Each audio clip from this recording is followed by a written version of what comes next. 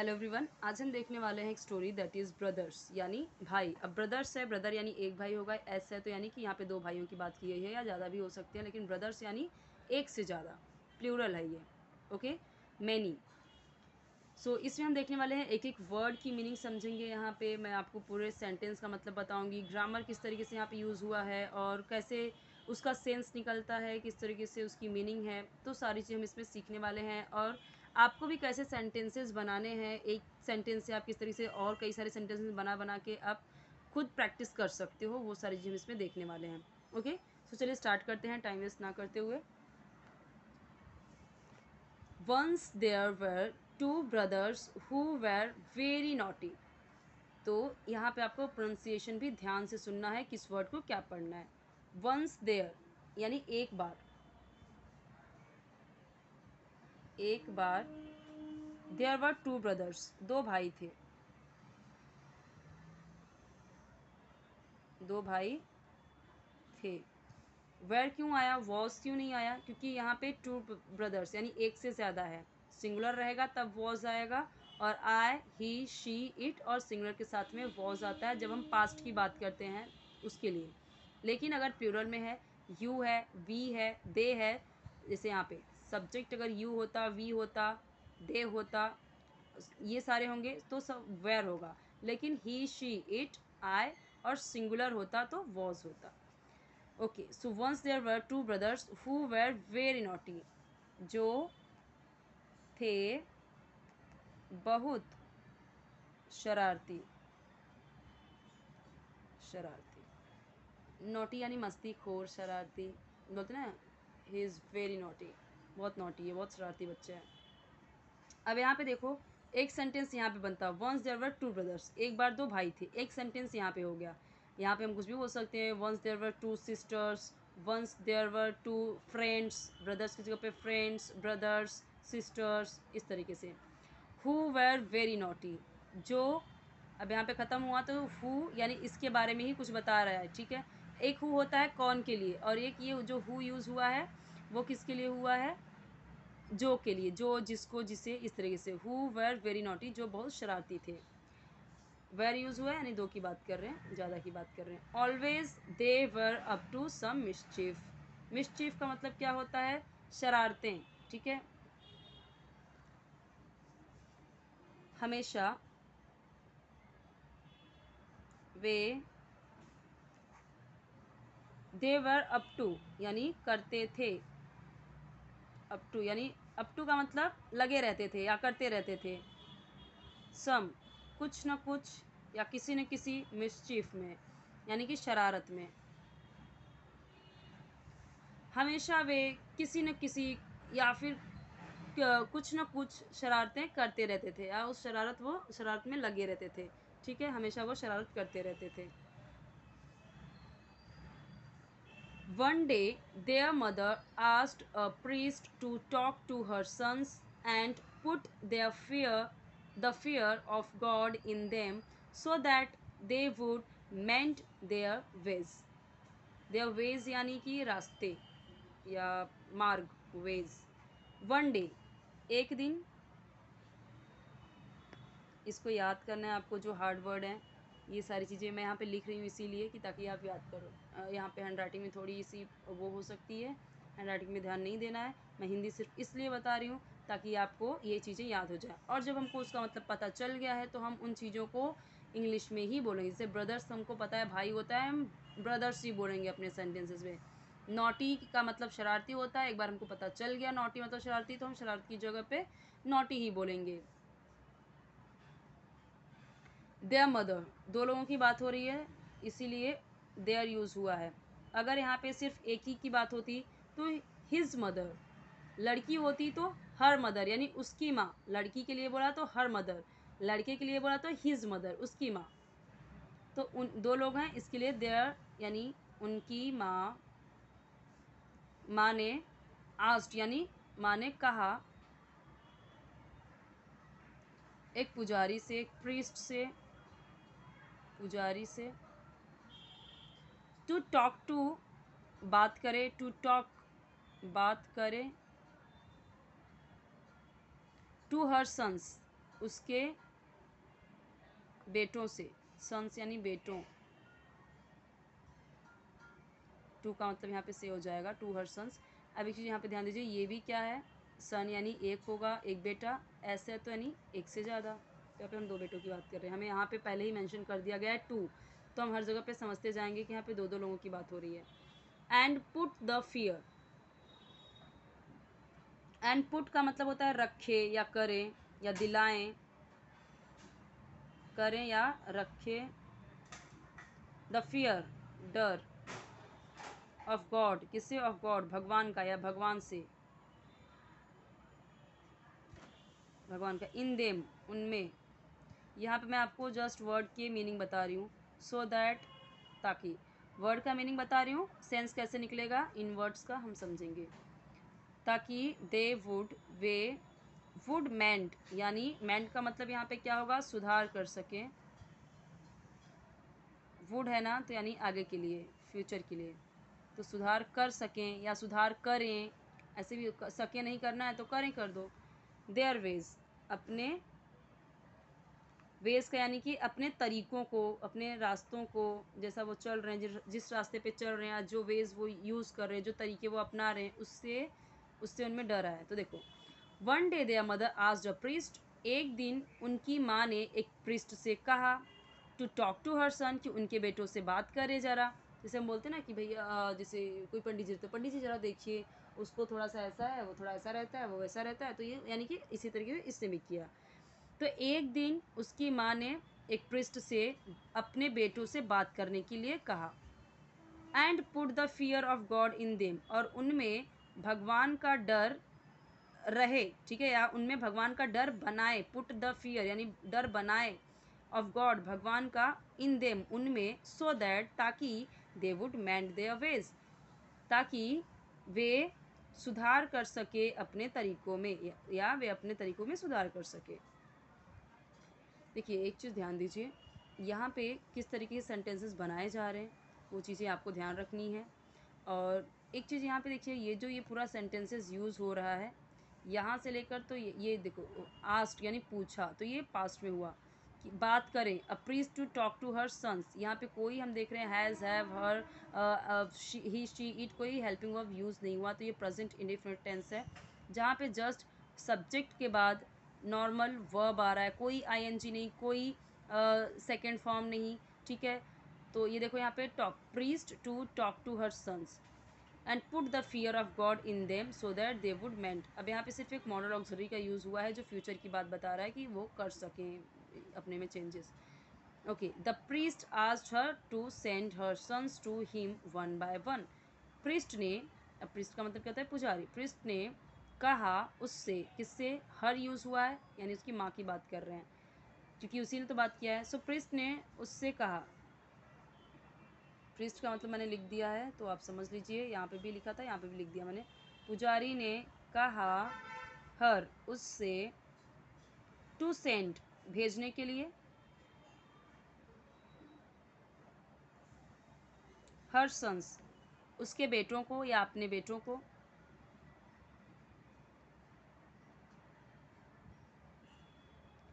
To him उसके पास,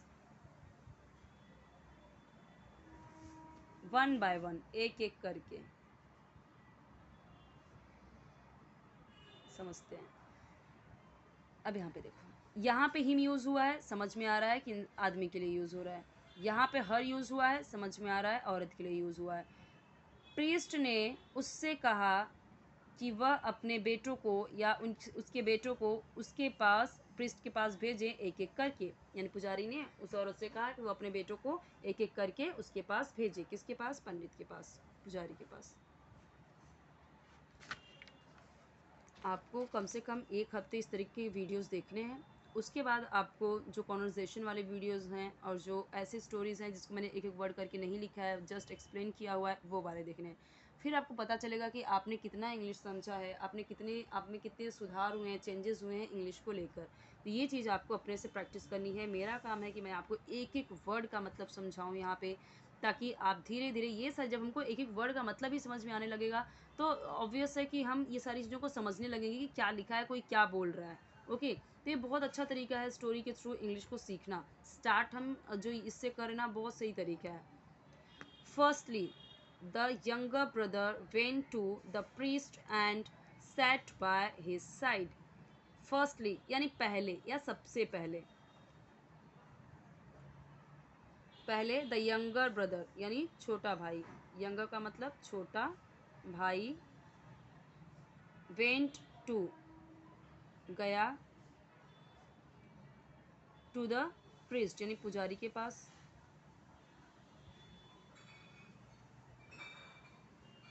and और set है यानी कि ये सेकंड फॉर्म यूज हुआ, सिट सैट सैट होता है तो सैट का होगा बैठा या बैठ गया, बैठा मैं लिखती हूँ जगह कम है तो। बाय हिज साइड, हिज यानी उसके, यानी पृष्ठ की बात हो रही है, उसकी बगल में, साइड यानी उसकी बगल में या उसके पास, बगल में बाजू में या उसके पास, जैसे सेंस आप हिंदी में बना सको। लेकिन साइड का मतलब क्या होगा, उसके साइड में बैठ गया या पास में बैठ गया। ओके, फर्स्टली सबसे पहले छोटा भाई पृष्ठ के पास गया और उसकी बगल में बैठ गया या उसके पास में बैठ गया या उसके पास में बैठा। हिंदी में हम कैसे भी बोलेंगे लेकिन इसका मतलब यही निकल रहा है यहाँ पे कि वो गया और उसके पास में वो बैठ गया। The priest asked him in a commanding voice, where is God. The priest, पुजारी ने आस्क्ड यानी कहा या पूछा, यहाँ पे पूछ रहा है ना, पूछ रहा है, यहाँ पे कमांडिंग वॉइस दे रहा है, हिम यानी उससे, इन अ, कमांडिंग का मतलब होता है जैसे आज्ञा देना, आज्ञा देना कि किधर है,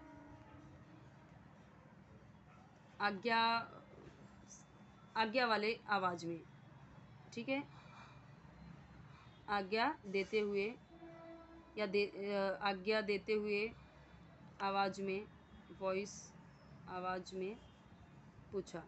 प्रीस्ट ने कमांडिंग वॉइस में पूछा। आप कमांडिंग वॉइस का मतलब इतना ही समझिए कि जब हम किसी को एक क्वेश्चन करते हैं या कमांड देते हैं कि किधर है, ठीक है, तो ये कमांडिंग वॉइस यानी कि एक आज्ञा, एक क्वेश्चन करते हुए, तो इससे इस तरीके की पूछा, where is God.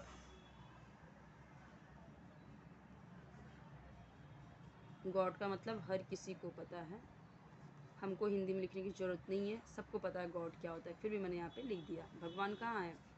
The boy didn't react, लड़के ने डिडंट नहीं दिया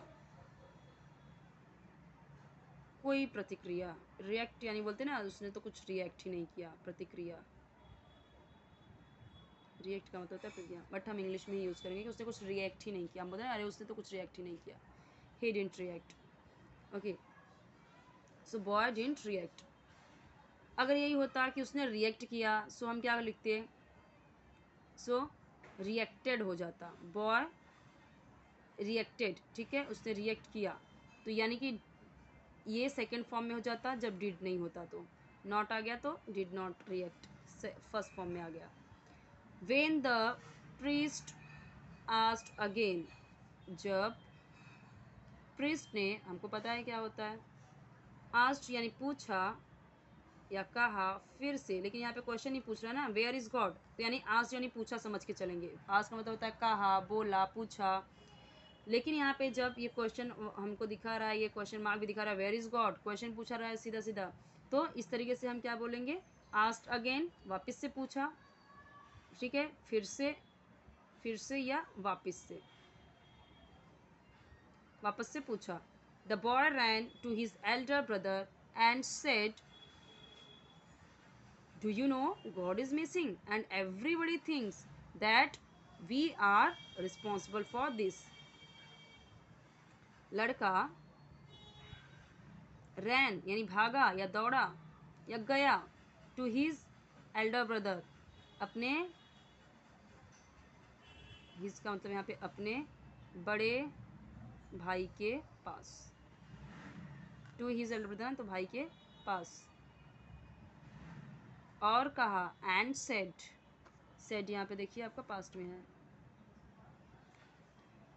डू यू नो, क्या तुम जानते हो, डू यहाँ पे हो गया क्या आपका, क्योंकि क्वेश्चन स्टार्ट हो रहा है हेल्पिंग वर्ब से, मतलब सेंटेंस स्टार्ट हो रहा है हेल्पिंग वर्ब से, तो क्या के सेंस में आता है, क्या तुम जानते हो, ये बहुत सिंपल और बहुत ज़्यादा यूज़ करने वाला फ्रेज है, तो इसे लर्न कर लो। Do you know God is missing.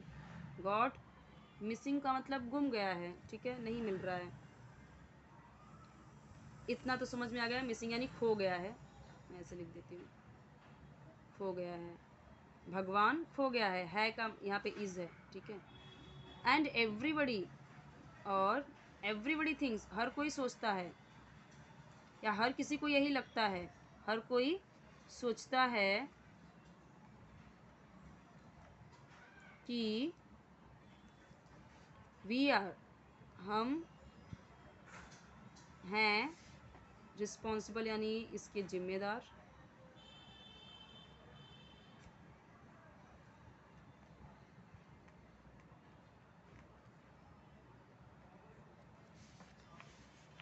Okay.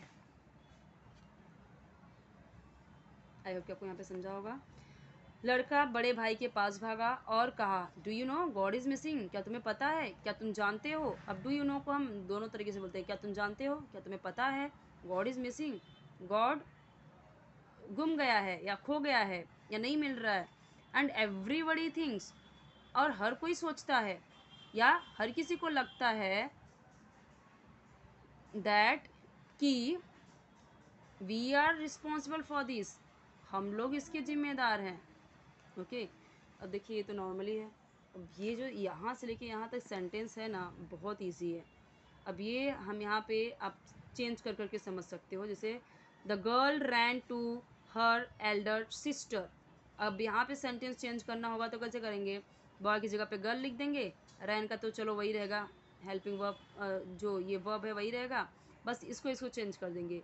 Boy को गर्ल कर देंगे, हीज़ का हर कर देंगे, एल्डर को एल्डर ही रहने दो, बड़ी बहन, या फिर यंगर भी कर सकते हैं, छोटी सिस्टर, ठीक है। तो अगर यही रहना है तो यही रहने दो, और यहाँ पे ब्रदर की जगह पे सिस्टर कर दो, younger sister. And said, do you know God is missing. तुम्हें पता है गॉड गुम गया है। And everybody thinks that we are responsible for this. अब यहाँ पे देखो ये जो सेंटेंस है, वी से लेके यहाँ तक, इसका भी एक अलग से सेंटेंस बन रहा है। तो हमने क्या देखा, यहाँ से लेके यहाँ तक एक सेंटेंस बना, ठीक है, या फिर यहाँ से लेके यहाँ तक एक सेंटेंस बना, इसको तो ऐड कर दिया एंड लगा के। तो अगर हम यहाँ से देखें, the boy ran to his elder brother, लड़का अपने भाई के पास दौड़ा, ये एक सेंटेंस हो गया। ये तो हमने एंड लगा के इसको जोड़ दिया और कहा, ऐसे हम भी जोड़ सकते हैं। डू यू नो एक सेंटेंस हो गया, क्या तुम जानते हो। गॉड इज़ मिसिंग एक सेंटेंस हो गया। कितने छोटे छोटे सेंटेंसेस देखो। अब यही चीज़ को, इतने सारे को यहाँ पे एंड लगा के और ऐड कर दिया। एंड एवरीबडी थिंक्स, हर कोई सोचता है, एंड एवरीबडी थिंक्स, इतना भी हो सकता है, एवरीबडी थिंक्स हर कोई सोचता है, दैट लगा के कि we are responsible for this, हम रिस्पॉन्सिबल इसके लिए। सो यहाँ पे हमने क्या देखा कि एक एक वर्ड का मतलब हमने समझा, और किस तरीके से सेंटेंस आपको भी ऐसे तोड़ तोड़ के, अगर बड़े सेंटेंस है, अब यहाँ से लेके ये सेंटेंस स्टार्ट होता है कॉमा लगा के, कहीं एंड लगा के, कहीं दैट लगा के, कहीं एंड लगा के, इतना बड़ा सेंटेंस बना। ऐसे ही सेंटेंसेस बनाना आपको भी सीखना है और इन सेंटेंस समझना है, ठीक है। हम देखते हैं कि जब पास्ट में होता है तो वो ईडी अक्सर लगा के पूछता है, यानी second form, first second form third form क्या होता है वो आपको लर्न करना है, ठीक है। ये चीज़ें आपको, यानी कि वर्ब के जो फॉर्म्स होते हैं वो आपको लर्न करना है। सारी वीडियो इस तरीके से देखिए। और ये भाई होता है, इसका मतलब ब्रदर्स, यानी दो भाई हैं। तो हमको यहाँ पे अब भाई हैं तो ऐसे तो लिखेंगे नहीं, ब्रदर्स का मतलब भाई ही होते हैं। अब ज़्यादा हैं, हमें समझ लेना है कि यहाँ पे टू का स्टार्ट हो रहा है, यानी कि दो भाइयों की कहानी है। तो इस तरीके से ये है, ओके। सो ये इतना ही था, जितना था हमको बस यहाँ पे इंग्लिश समझना है, हमें पूरा स्टोरी नहीं देखनी है कि कितना है, कैसा है, आधा है कि कैसा है, हमको बस समझना है इंग्लिश। तो मुझे ऐसा लग रहा है कि स्टोरी आधी अधूरी लग रही है, बट हो सकता है कि इतना ही हो, पता नहीं। बट मुझे यहाँ पे आपको समझाना था इसके एक एक वर्ड का मतलब, हमको सीखना है इंग्लिश इस तरीके से। सो कोई डाउट रहे कमेंट से पूछिए, चैनल सब्सक्राइब कीजिए, वीडियो लाइक कीजिए, फ्रेंड्स के साथ शेयर कीजिए। आपको इस तरह की वीडियोस मिल जाएंगे। इंग्लिश स्पीकिंग कोर्स करके अलग से एक प्लेलिस्ट है, वहाँ पे आपको मिल जाएंगे सारे वीडियोस, ओके। वीडियो को मैक्सिमम रेजोल्यूशन पे देखिए ताकि वीडियो को क्लियर देखिए। आपके हर एक सब्जेक्ट की वीडियोस ऑलरेडी अपलोडेड हैं, फर्स्ट स्टैंडर्ड से लेकर 12th स्टैंडर्ड तक के सारे वीडियोस। आपको कोई वीडियो चाहिए कमेंट सेक्शन में बताइए, ओके।